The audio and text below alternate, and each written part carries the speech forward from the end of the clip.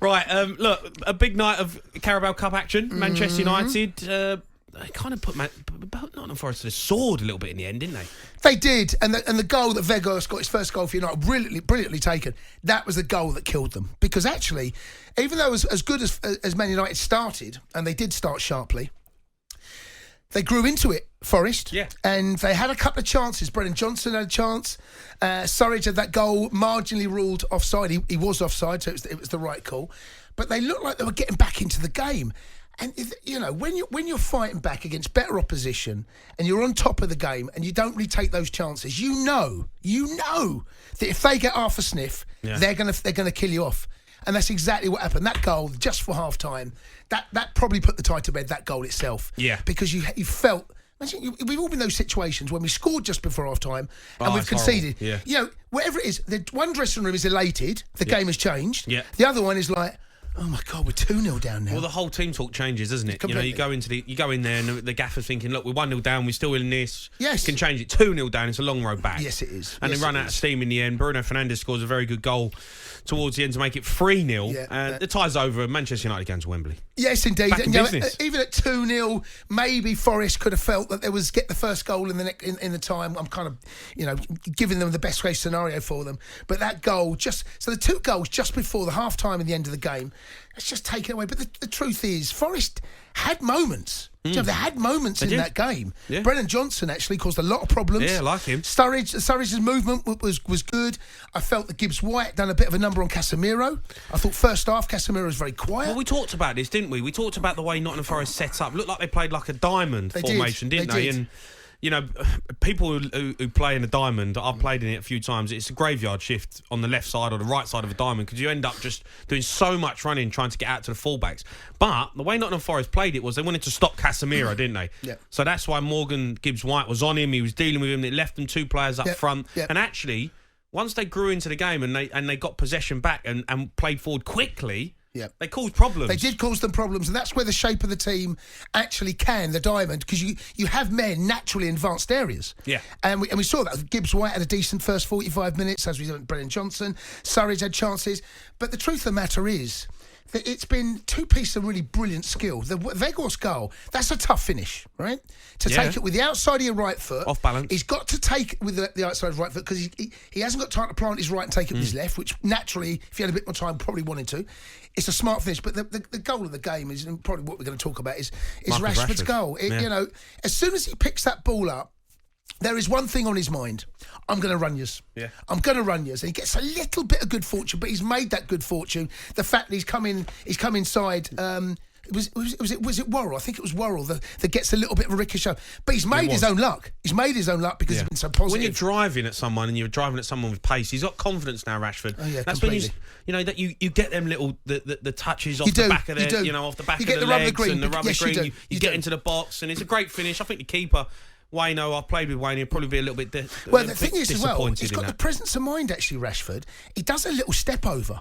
Yeah. And as the step over, he moves his weight from one side. He then finishes with his left foot. Yeah. I think he would have gone across the goalkeeper. He's seen the gap. It's a brilliant finish. I mean, how good is he right now, Marcus Rashford? I've got a complaint, though. I've got a complaint. Go on. Right? Here's my complaint about that goal. Go on. How's Casemiro got an assist for that? Honestly. Passing the ball. He was nearly on the edge of his own box. That's not an assist. Something's got to be done about that, mate. That is a statistic that someone has got to sit down and say, no, don't get the dubious goals panel. You've got to get the dubious assist panel. That is a shambles. Yeah, but it is an assist. He would say, I made the right decision and made the right pass for Marcus Rashford to go and get the ball and drive at the defence. That goal has got nothing to do with Casemiro. It has, because he give it to him. No, so he gets the assist. No, that goal is all about Rashford. So do you think you should only get an assist? How do you only get an assist then? What's an assist? Well, that's what I'm saying. You sit down, the dubious assist panel should sit down and say, is that a proper assist? It's not. Even a Man United fan can't come in here and say, great assist, Casemiro, what an assist for the first goal. You're not going to say that. Yeah, but it doesn't need to be a brilliant pass every time you get an assist. You just got to be the right pass. It's got to be the pass that leads to the goal. Exactly. That is the definition of assist, That Jason. pass did not lead to the goal. I'm sorry. That goal is all about Rashford. He should take the assist. It should be assist Rashford because the way he runs with it. Picks the ball up. The pass from a Casemiro, mate. It's a good pass. And I'm not taking the... It ain't an assist. Come on, someone's got to run with me on this one. You can't have that as an assist, Jay. You can't, mate. Mate, I'm not having it. Loads of them. No, not having it. Not having it. That distorts. So people will say at the end of the season, so if Casemiro does 10 of those, right? Pass me, just a pass, and Rashford scores 10 of those goals, you're going to say Casemiro, seen his assist, and look at that and go, gee, he must have been in the final third, he must have had some, and you see the pass, you're going, what was that? It's the right pass. The right pass, but it's not an assist. Well, change the word. What? Change it. What do you want to change it. The right pass. Not an assist. Scrub it out. The right pass. That's what it should be. Give me right passes. Who would be the best right pass midfielder in the world? But there was a goal. Not an assist maker. Do you know what? There was just a goal. Right pass midfielder. Definitely won't be. It was the Dewsbury Hall, right, at Leicester. He's got a brilliant goal before the World Cup. I think Vardy just passed the ball backwards. He was under pressure. Passed it back to him. Dewsbury Hall dropped his right shoulder, got on his left foot, drilled it, bottom goal. Brilliant strike, about 30 yards. And looked, Vardy's got an assist. I'm like, you had nothing to do with that goal. You're in trouble. You just flicked it to him. But he could have given the ball away. He could have tried. He could have done something to give the ball away, and that goal doesn't happen. What it is? So he makes the right decision. The right decision. That's what we can call it. Not an assist. Well, come on, someone's got to run with me on this one. That's terrible. I can't run with you on it, mate. It's terrible. It's only because you probably passed then to Bale. Bale runs 50 yards and scores. O'Hara got another assist. Yeah, plenty of them. He played the right pass. Plenty of them. Most of the time it was sideways, though, from me. But even so, anyway. Right, let's go to Aaron, who's a Manchester United fan. All right, Azza? Evening, Jason. Evening, Jamie. All right, Aaron. You all right, Jason? Yeah, good. Are you having that as assist for Casemiro? Am I taking the assist tonight for Casemiro? Yes, definitely, mate. It was a great pass. Honestly. It's the right pass. It's not an assist, though. Change the terminology. Thanks for taking my call tonight. Jason, I was on with you last Tuesday as a co-presenter.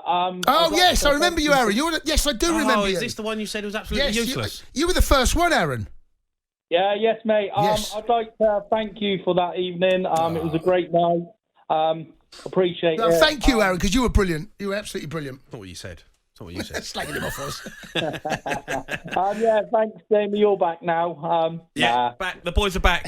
Look, it's big night for your club, Ten Hag. I mean, it deserves the plaudits at the moment. Ten Hag. He's really changed things around for the football club. Yeah, good result. 3-0 off to Wembley. Would have thought.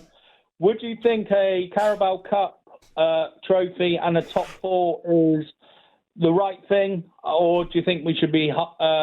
Yes, I think it's a great season for Manchester United. I do. You get top 4 and you win a trophy. I think from where the club was last season to where it could be at the end of the season, I think that's fantastic. It really is.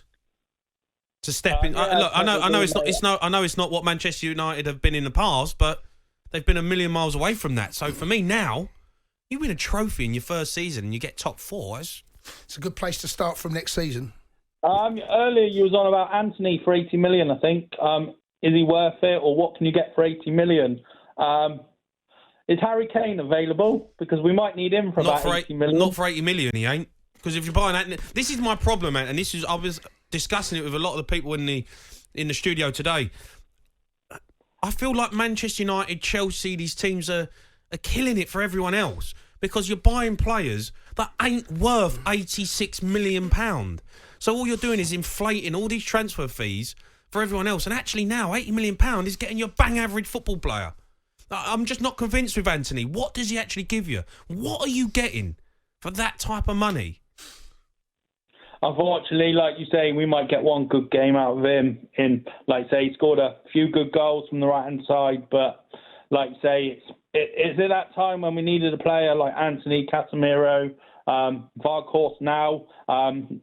Jason said to me last Tuesday when I said, I wasn't convinced by Varcourse. He said, give him some time. Yes, he scored today, but I'm not convinced by that either. I'm not convinced of long term. Long term, no. That's why he's on loan, though, isn't he? You need a Harry Kane. You do. You need a top. Do you know what? Centre forward. If Harry Kane has got half a break, he sits out until the summer. Doesn't sign a new deal, right? Same with Rashford. Both of them got their contract at the same time, right? 18 months from here. Yeah. Right? There's no Rashford right now. he made a great point, Danny Murphy, this morning, saying that for him to have got into this situation now, he's playing really well. Been mismanaged, by the way, miscoached for me. Rashford, Ollie didn't get the best out of him. Yeah. Ralph Ranieri. All of a sudden, wow, who would know it? They got a brilliant coach in Ten Hag. He's getting not only a tune out the team, he's turning Rashford into the player that he should have been for the last 3 years since Ollie was there. Yep. They never offered him a contract last season. Right? When things weren't going so well. Now they're desperate for him to sign. Rashford has got all the cards. He's got all the aces right now. Sit through, wait until the summer, and wait till they come back and convince him that Man United's the right club for him right now. Same with Harry Kane. Why would they sign what did contracts? Danny Murphy say? Danny Murphy made a good point about... what he said is the fact that you look after talent when perhaps talent's struggling a little bit. And Rashford was going through a tough time. The fact that United didn't sit down for a contract this time last year says they weren't that confident. They weren't that convinced by him. The Sports Bar with Jamie O'Hara and Jason Cundy. Monday to Thursday nights from 10 on AM, on DAB, via the talkSPORT app and on your smart speaker. talkSPORT.